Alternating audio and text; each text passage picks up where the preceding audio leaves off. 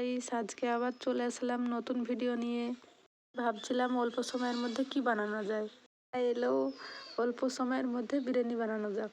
বিরিয়ানির চাল ছিল, শুধু চিকেন কিনে আনলাম, আলু কেটে নিলাম। তারপর বড় বড় সাইজের চিকেনটা আমরা ভালো করে কেটে নিলাম। চিকেনটা কাটার পর আমরা পেঁয়াজটা কেটে নিব। পেঁয়াজটা কেটে নিলাম। এর ভাগটা যেন বেশি হয়, তাই বেশি পরিমাণ পেঁয়াজটা নিয়ে নিয়েছি।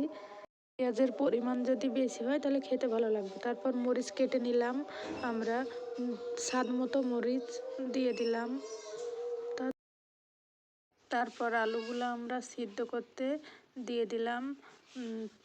একদিকে ভাতটা বসে দিলাম। আলুতে হালকা লবণ দিয়ে দিলাম আর হালকা পরিমাণ কালার দিলাম, যেন আলুর কালারটা ভালো আসে। নাড়িয়ে নেওয়ার পর হালকা পরিমাণ 5 মিনিট বসিয়ে দিলাম। বসিয়ে দিয়ে ঢাকা দিয়ে দিলাম। 5 মিনিট পর আলুটা সিদ্ধ হয়ে গেছে, তাই আলুটা তুলে নিলাম।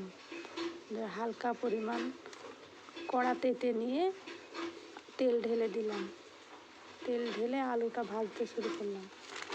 আলুটা ভেজে নিলাম, আস্তে আস্তে আঁচে বসে দিলাম। দেওয়ার পর ভালো করে চামচ দিয়ে নাড়তে থাকলাম। আলুটা লাল করে ভেজে তুলে নিলাম। কাজু কিশমিশগুলা ভেজে তুলে নিলাম। ভেজে তোলার পর চিকেনটা পানি ঝরা ছিল, তেলে দিয়ে দিলাম। ভালো করে নাড়াচাড়া করে ভেজে তুলে নিলাম। তারপর পেঁয়াজ মরিচ তেল দিলাম।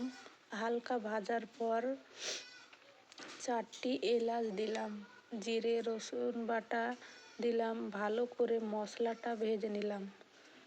স্বাদ মতো লবণ, হলুদ, মরিচ গুঁড়া, সস গুঁড়া দিলাম। পরে চিকেনটা ঢেলে দিলাম। হালকা করে কষে নিলাম। হালকা করে কষার পর ওতে হালকাভাবে জল ঢেলে দিলাম। নাড়ার পর ঢাকনা দিয়ে ঢেকে দিলাম। তারপর চালটা বসিয়ে দিলাম, রান্না হয়ে যাবে।